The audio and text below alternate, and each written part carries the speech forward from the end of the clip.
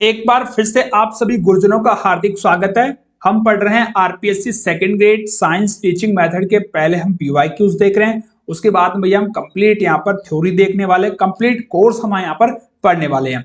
और अगर आप लोग यहाँ पर डिमांड करेंगे तो हम मैथमेटिक्स में यहाँ पर स्टार्ट कर देंगे। दोस्तों हमारा टारगेट है भैया 20 में से 20 आपके क्वेश्चन है वो यहाँ पर सही करवाने का, और उसी के आधार पर हमें यहाँ पर कंप्लीट आप लोगों को कंटेंट यहाँ पर बिल्कुल क्वालिटी वाला कंटेंट अवेलेबल करवाएंगे भैया।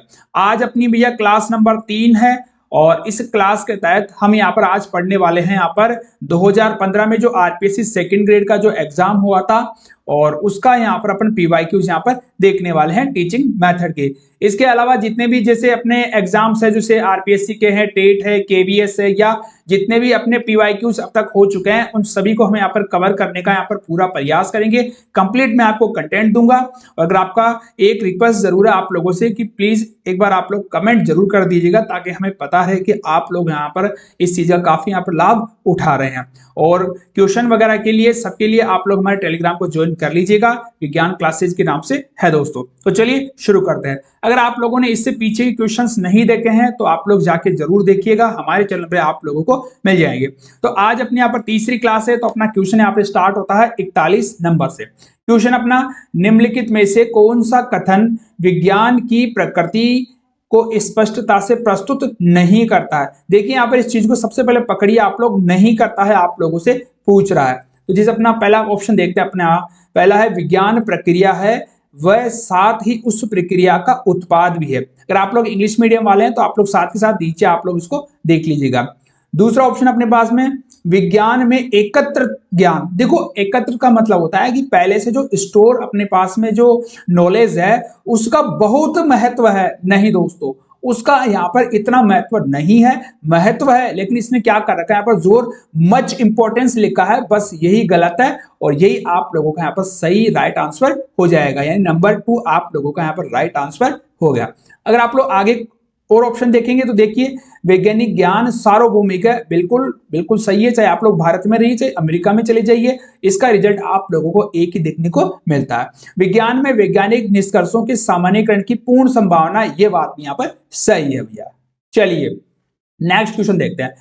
विज्ञान इसके बिना विकसित नहीं हो सकता, यानी विज्ञान को डेवलपमेंट के लिए किसकी सबसे ज्यादा आवश्यकता है। तो इतिहास है, राजनीतिक शास्त्र है, गणित है, गृह विज्ञान। वैसे तो देखो सभी विषय आपस में इंटरकनेक्टेड रहते हैं, लेकिन अगर अपन 4 ऑप्शंस की बात करें तो यहाँ पर जो गणित विषय है इसकी महत्ता है, इसकी इंपॉर्टेंस अदर की तुलना में यहाँ पर थोड़ी सी ज्यादा है यार। तो इसका राइट आंसर हो गया यहाँ पर गणित की। नेक्स्ट क्वेश्चन देखते हैं।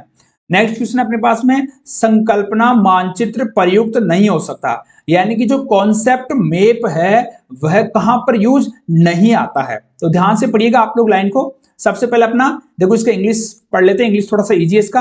प्लानिंग ए लेसन यानी पाठ योजना बनाने में, रिविजिंग ए लेसन यानी कि उसको रिवीजन करने में या उसका दोहराव करने में, या इसके अलावा बात करूं मैं समेटिव असेसमेंट ऑफ लेसन की अगर बात करें अपन, या फॉर्मेटिव असेसमेंट की बात करें। तो देखो जब आप लोगों ने थ्योरी पढ़ी थी, या मैं आपको यहाँ पर पढ़ाऊंगा कंप्लीट, इसमें वो कोई डाउट नहीं है, लेकिन मैं उसको थोड़ा सा यहाँ पर रिवाइज कर देता हूँ शॉर्ट में, कि जब अपन कॉन्सेप्ट मैपिंग करते हैं ना, तो यहाँ पर आप लोगों को समेटिव असेसमेंट का यहाँ पर विशेष ध्यान रखना होता है। तो अपने यहाँ पर इसका आंसर भी यही आ जाएगा, पाठ के योगात्मक आकलन में भैया इसका यूज नहीं होता है, क्योंकि इसका यूज यहाँ पर नहीं होता है, तो अपना राइट आंसर भी यही आ जाएगा। ठीक है, चलिए नेक्स्ट क्वेश्चन देखते हैं।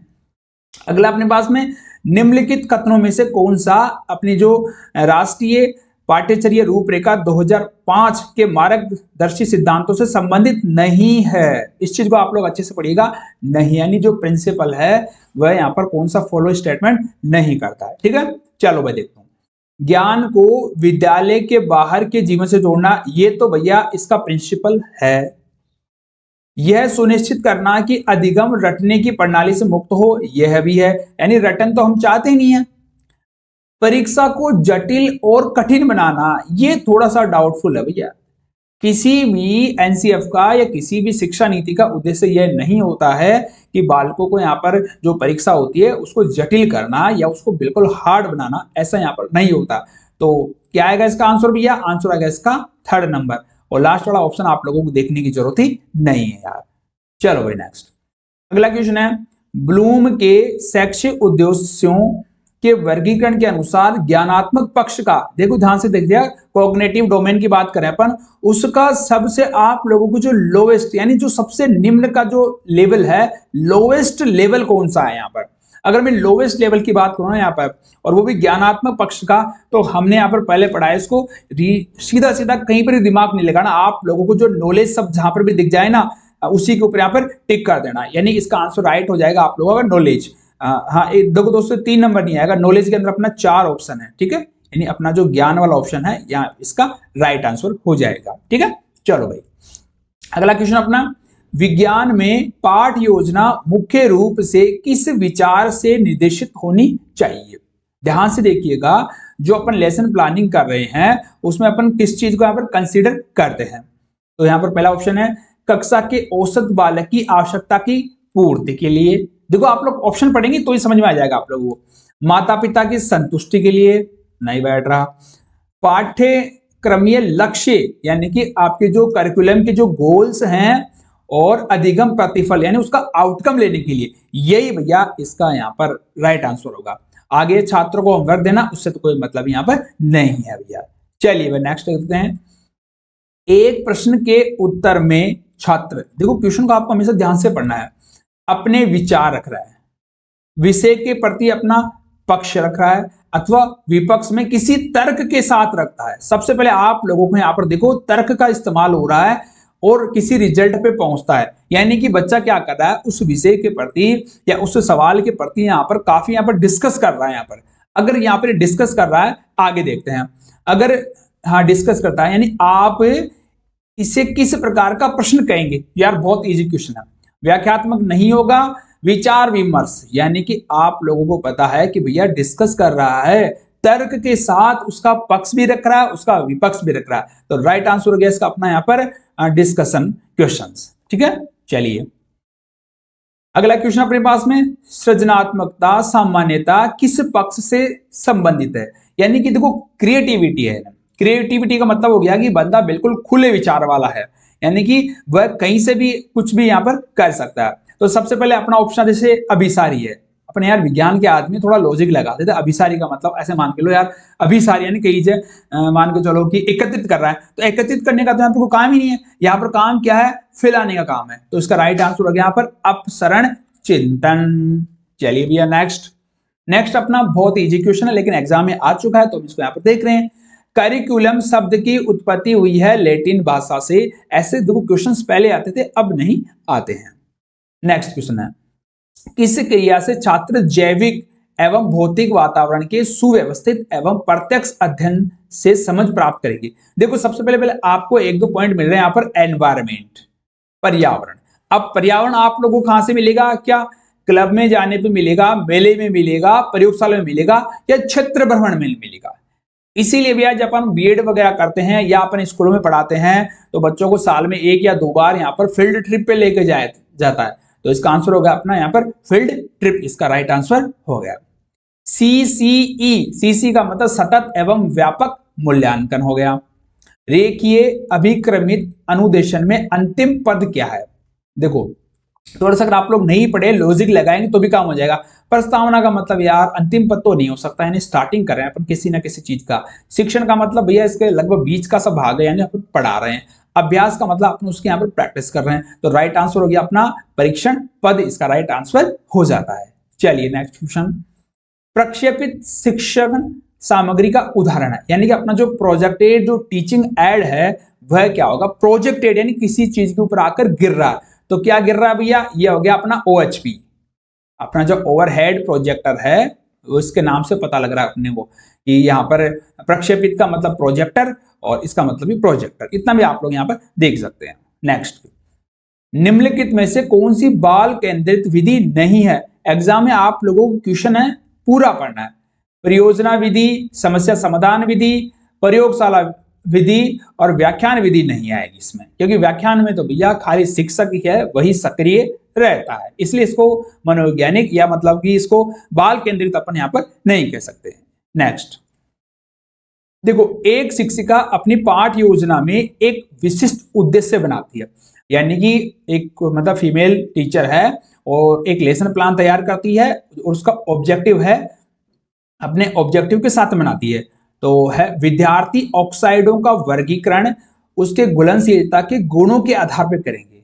अगर मैं बात करूं यहाँ पर, वो क्या करती है, अपना पाठ्य योजना बनाती है और उसका उद्देश्य होता है कि बालक हैं, जो विद्यार्थी हैं, जो ऑक्साइड होते हैं अपने, उनका जो क्लासिफिकेशन होगा उसकी सॉल्युबिलिटी के बेसिस पे यहाँ पर कर रहे हैं। यानी कि यार अपने को सीधी सी बात है, यहाँ पर उसके बारे में एक अंडरस्टैंडिंग मिल रही है, उसके बारे में अपने को यहाँ पर एक बोध, जिसको अपन यहाँ समझ बोल सकते हैं यहाँ पर, वह अपने को यहाँ पर मतलब उसका उद्देश्य है।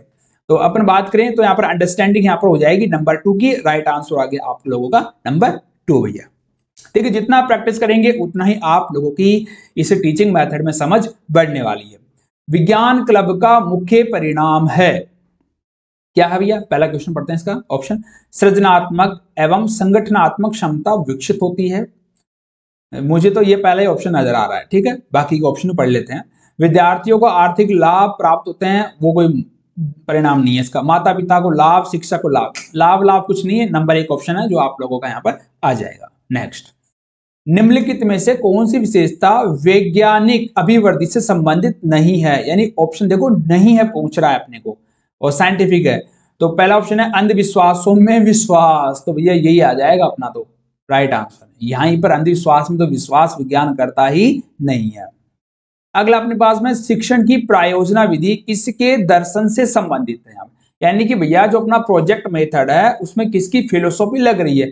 तो भैया ये अपने डीवी साहब हैं, उनके यहाँ पर सीधी सीधी बात है, उनकी फिलोसॉफी यहाँ पर लग रही है भैया। अगला क्वेश्चन अपना, विज्ञान शिक्षण की निम्नलिखित में से कौन सी विधि थॉर्नडाइक के अधिगम नियम का अनुसरण करती है?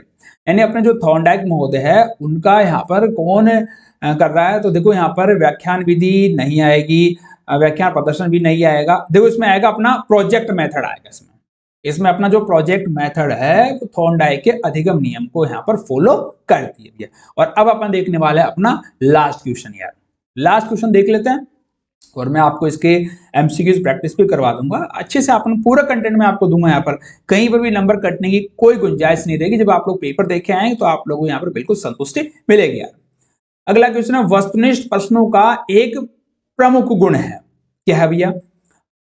परीक्षण पदों का निर्माण सरल है, शिक्षक छात्रों की आंतरिक भावनाओं का आकलन कर सकता है, छात्रों की भाषाई समस्याओं को पहचान सकते हैं, या संपूर्ण विषय वस्तु को शामिल करना संभव है। सबसे बड़ा गुण यही है, तभी तो अपने कंपटीशन एग्जाम्स में यहाँ पर ऑब्जेक्टिव मेथड यहाँ पर दिया होता है, जिसके तहत पूरा जो सिलेबस है वह यहाँ पर कवर हो जाता है दोस्तों। तो बाकी का अपन 20-20 यानी एक एग्जाम का ही पीवाईक्यू देखेंगे, क्योंकि वीडियो काफी लंबा हो जाता है, आप लोग भी नहीं देख पाते हैं। तो मैं आपको पूरी सीरीज अवेलेबल करवाऊंगा, पूरी आपको थ्योरी अवेलेबल कराऊंगा, प्रैक्टिस अवेलेबल कराऊंगा, सब कुछ आपको कंटेंट नोट्स वगैरह सब कुछ आपको अवेलेबल कराऊंगा, अगर आप लोग मेरे साथ रहते हैं तो दोस्तों। तो उम्मीद कर रहा हूं दोस्तों आप लोगों को काफी इंफॉर्मेटिव लगा होगा। तो आज के लिए इतना ही, धन्यवाद, राम राम सा।